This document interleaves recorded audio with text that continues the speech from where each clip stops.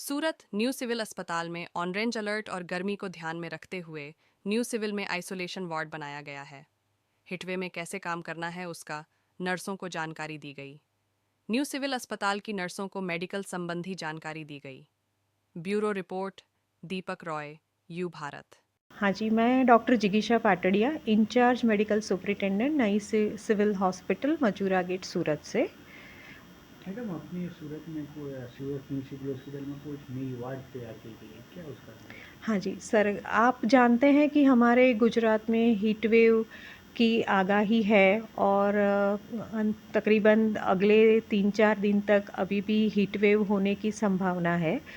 उस परिस्थिति को ध्यान में रखते हुए सरकार श्री के आदेश के अनुसार हमने हीट वेव के रिलेटेड अगर कोई पेशेंट्स आते हैं तो हमने उनके लिए एक अलग से वार्ड तैयार किया हुआ है जो अभी कार्यरत हो चुका है, जिसमें इंफ्रास्ट्रक्चर के साथ अद्यतन मशीन्स यानी कि वेंटिलेटर और ज़रूरी जो भी मशीन्स हैं वो हमने तैयार कर दिए हैं। और उसके साथ डॉक्टर्स की टीम, इमरजेंसी डॉक्टर्स जो है हमारे हैं काम कर रहे हैं, उनकी टीम और उनके साथ नर्सिंग स्टाफ को अपॉइंट कर दिया है ताकि जब भी ज़रूरत पड़े वो हमारे पेशेंट्स के लिए तैयार हो जाए। और वो हमारे जो भी प्रोफेसर्स हैं ऑन ड्यूटी उनकी निगरानी में काम करेंगे।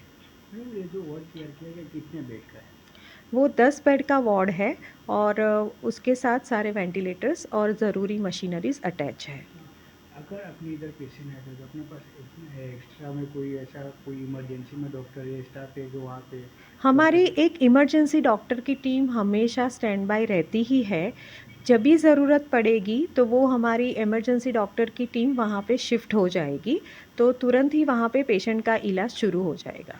मैडम ये हीट वेव में कैसे कैसे पेशेंट मतलब कौन से बीमारी के पेशेंट आते हैं? जैसे आप जानते हैं हीट वेव में सबसे ज़्यादा पेशेंट को गर्मी की वजह से बुखार चढ़ जाना और वो बुखार सामान्य बुखार से काफ़ी ज़्यादा हाई टेम्परेचर वाला बुखार होना, उसके साथ उसको उबका या उल्टी जैसा होना, चक्कर आना, सर दर्द होना, कभी सर दर्द की वजह से पेशेंट का गिर जाना या खींच आ जाना या फिर पेशेंट का अनकॉन्शियस हो जाना या फिर कभी बाहर का खाया पिया है या कुछ है तो पतली संडास यानी झाड़ा उल्टी जैसे भी केसेस हमारे पास आने की संभावना है।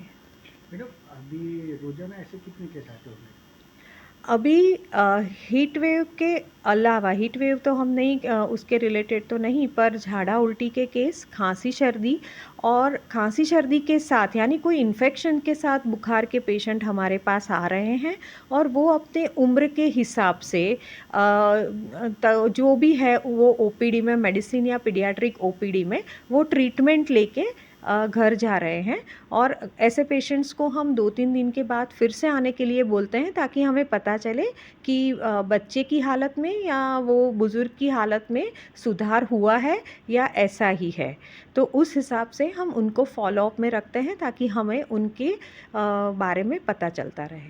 मैडम अभी हीट वेव और ज़्यादा बढ़ सकता है उसके लिए अगर किसी को ये बचने का या उसे कुछ बीमारी ना हो, उसके लिए क्या जाए? हाँ जी, ये आपने बहुत अच्छा प्रश्न इसीलिए पूछा क्योंकि समय-समय पे सरकार ने इसके बारे में हमें बताया ही है, न्यूज़पेपर से मीडिया से हमें बताया ही है। फिर भी मैं सबसे अनुरोध करती हूँ कि सरकार श्री की जो गाइडलाइन है, उसका अक्षरशः पालन करें और जब तक हो सकता है गर्मी के टाइम में 12 से 4 बजे या शाम तक गर्मी ज़्यादा होती है, तब बाहर जाना अवॉइड करें। दूसरा खुला कपड़ा या सूती कपड़ा पहने ताकि पसीना हो तो सूख जाए। उसके साथ हाइड्रेशन यानी कि शरीर में पानी की मात्रा ठीक होना बहुत आवश्यक है। इसीलिए अगर आप जाते हैं तो पानी पीते रहिए, अपने साथ पानी रखिए और आप अगर नहीं है तो नींबू पानी, छाछ ऐसी चीज़ों का प्रयोग करिए।